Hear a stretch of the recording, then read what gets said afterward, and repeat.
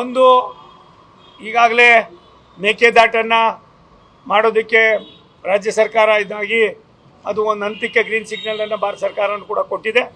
DPR ಮಾಡುವಾಗ ಕೆಲವು ನ್ಯೂನತೆಗಳಿದ್ದು ಆ ನ್ಯೂನತೆಗಳನ್ನು ತಾಂತ್ರಿಕ ವ್ಯವಸ್ಥೆಯನ್ನು ಸರಿಮಾಡಿಸಿ ಮತ್ತು ಕನಿಷ್ಠ ಒಂದು 50-60 ವರ್ಷ ಆದರೂ ಕೂಡ ಈ ಮೇಕೆದಾಟು ಭಾಗದಲ್ಲಿ ಇರ್ತಕ್ಕಂಥ ಕುಡಿಯೋ ನೀರಿನ ವ್ಯವಸ್ಥೆಗೆ ಯಾವುದೂ ಇದಾಗಬಾರ್ದು ಅನ್ನೋದನ್ನು ಹೇಳಿ ಮೌಖಿಕವಾಗಿ ಹೇಳಿ ಅದನ್ನು ಕಳಿಸಿದ್ದೀವಿ. ನನಗನ್ನಿಸ್ತದೆ ಶಾಶ್ವತವಾದ ಇಲ್ಲ ಅಂತ ಏನಿಲ್ಲ.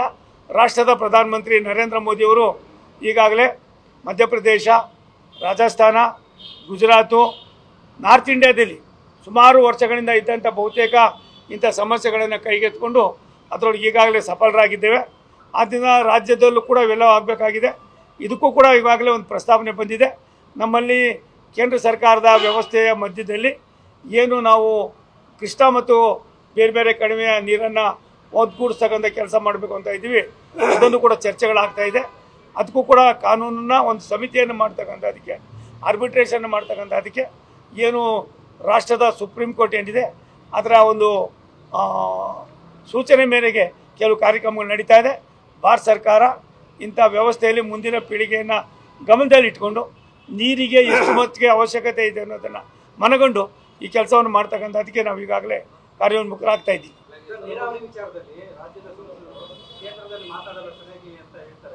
ಒಂದು ನಿಮಿಷ ತಾಳಪ್ಪ, ಹೇಳೋರಿಗೆ ಏನು ಮಾಡೋಕ್ಕಾಗೋದಿಲ್ಲ. ವಾಸ್ತವಾಂಶವನ್ನು ಅರ್ಥ ಮಾಡ್ಕೊಂಡಿರೋರಿಗೆ ತಾಂತ್ರಿಕವಾದ ವ್ಯವಸ್ಥೆ ಇರೋದ್ರಿಂದ ಈ ಫೆಡರಲ್ ಸ್ಟ್ರಕ್ಚರ್ನಲ್ಲಿ ನಾವು ಒಂದೇ ಒಂದು ಪರಿಹಾರ ಏನು ಇವತ್ತು ನಮ್ಮಲ್ಲೇ ನೀರಿಲ್ಲದೆ ಹೋದಾಗ ನೀರನ್ನು ಕೇಳ್ತಕ್ಕಂಥದ್ದು ಎಷ್ಟು ಮಟ್ಟಿಗೆ ಸರಿ ಅನ್ನೋದನ್ನು ಅರ್ಥ ಮಾಡಿಸ್ತಕ್ಕಂಥದ್ದು. ಎರಡನೇದು ಮೇಕೆದಾಟು ಯೋಜನೆಯನ್ನು ಮಾಡಬೇಕು ಅಂತ ಏನಿದೆ ಅದನ್ನು ಕೂಡ ಮಾಡ್ತಕ್ಕಂಥದ್ದು. ಮೂರನೇದು ನದಿ ಜೋಡಣೆಯನ್ನು ಸಮರ್ಪಕವಾಗಿ ನಿರ್ವಹಣೆ ಮಾಡ್ತಕ್ಕಂಥದ್ದಕ್ಕೆ ಸುಮಾರು ವರ್ಷಗಳಿಂದ ಏನು ಈಗಾಗಲೇ ಅದು ಪುಸ್ತಕದಲ್ಲಿದೆ ಅದನ್ನು ಕಾರ್ಯರೂಪಕ್ಕೆ ತರ್ತಕ್ಕಂಥದ್ದಕ್ಕೆ ನಮ್ಮ ರಾಷ್ಟ್ರದ ಪ್ರಧಾನಮಂತ್ರಿ ನರೇಂದ್ರ ಮೋದಿಯವರು ಚಾಲನೆಯನ್ನು ಕೊಟ್ಟಿದ್ದಾರೆ. ಅದು ಒಂದು ರೂಪಕ್ಕೆ ಬರ್ತಾ ಇದೆ.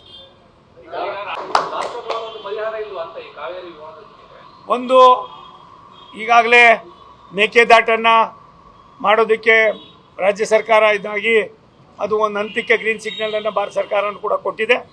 DPR ಮಾಡುವಾಗ ಕೆಲವು ನ್ಯೂನತೆಗಳಿದ್ದು ಆ ನ್ಯೂನತೆಗಳನ್ನು ತಾಂತ್ರಿಕ ವ್ಯವಸ್ಥೆಯನ್ನು ಸರಿಮಾಡಿಸಿ ಮತ್ತು ಕನಿಷ್ಠ ಒಂದು 50-60 ವರ್ಷ ಆದರೂ ಕೂಡ ಈ ಮೇಕೆದಾಟು ಭಾಗದಲ್ಲಿ ಇರ್ತಕ್ಕಂಥ ಕುಡಿಯೋ ನೀರಿನ ವ್ಯವಸ್ಥೆಗೆ ಯಾವುದೂ ಇದಾಗಬಾರ್ದು ಅನ್ನೋದನ್ನು ಹೇಳಿ ಮೌಖಿಕವಾಗಿ ಹೇಳಿ ಅದನ್ನು ಕಳಿಸಿದ್ದೀವಿ.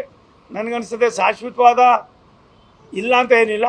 ರಾಷ್ಟ್ರದ ಪ್ರಧಾನಮಂತ್ರಿ ನರೇಂದ್ರ ಮೋದಿಯವರು ಈಗಾಗಲೇ ಮಧ್ಯಪ್ರದೇಶ, ರಾಜಸ್ಥಾನ, ಗುಜರಾತು, ನಾರ್ತ್ ಇಂಡಿಯಾದಲ್ಲಿ ಸುಮಾರು ವರ್ಷಗಳಿಂದ ಇದ್ದಂಥ ಬಹುತೇಕ ಇಂಥ ಸಮಸ್ಯೆಗಳನ್ನು ಕೈಗೆತ್ತಿಕೊಂಡು ಅದರೊಳಗೆ ಈಗಾಗಲೇ ಸಫಲರಾಗಿದ್ದೇವೆ. ಆದ್ದರಿಂದ ರಾಜ್ಯದಲ್ಲೂ ಕೂಡ ಇವೆಲ್ಲ ಆಗಬೇಕಾಗಿದೆ. ಇದಕ್ಕೂ ಕೂಡ ಈಗಾಗಲೇ ಒಂದು ಪ್ರಸ್ತಾವನೆ ಬಂದಿದೆ. ನಮ್ಮಲ್ಲಿ ಕೇಂದ್ರ ಸರ್ಕಾರದ ವ್ಯವಸ್ಥೆಯ ಮಧ್ಯದಲ್ಲಿ ಏನು ನಾವು ಕೃಷ್ಣಾ ಮತ್ತು ಬೇರೆ ಬೇರೆ ಕಡಿಮೆ ನೀರನ್ನು ಒದಗೂಡಿಸ್ತಕ್ಕಂಥ ಕೆಲಸ ಮಾಡಬೇಕು ಅಂತ ಇದ್ದೀವಿ. ಅದನ್ನು ಕೂಡ ಚರ್ಚೆಗಳಾಗ್ತಾ ಇದೆ. ಅದಕ್ಕೂ ಕೂಡ ಕಾನೂನನ್ನು ಒಂದು ಸಮಿತಿಯನ್ನು ಮಾಡ್ತಕ್ಕಂಥ ಅದಕ್ಕೆ ಆರ್ಬಿಟ್ರೇಷನ್ ಮಾಡ್ತಕ್ಕಂಥ ಅದಕ್ಕೆ ಏನು ರಾಷ್ಟ್ರದ ಸುಪ್ರೀಂ ಕೋರ್ಟ್ ಏನಿದೆ ಅದರ ಒಂದು ಸೂಚನೆ ಮೇರೆಗೆ ಕೆಲವು ಕಾರ್ಯಕ್ರಮಗಳು ನಡೀತಾ ಇದೆ.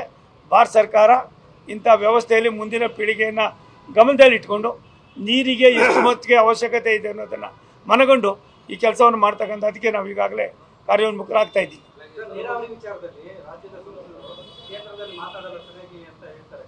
ಒಂದು ನಿಮಿಷ ತಾಳಪ್ಪ, ಹೇಳೋರಿಗೆ ಏನು ಮಾಡೋಕ್ಕಾಗೋದಿಲ್ಲ.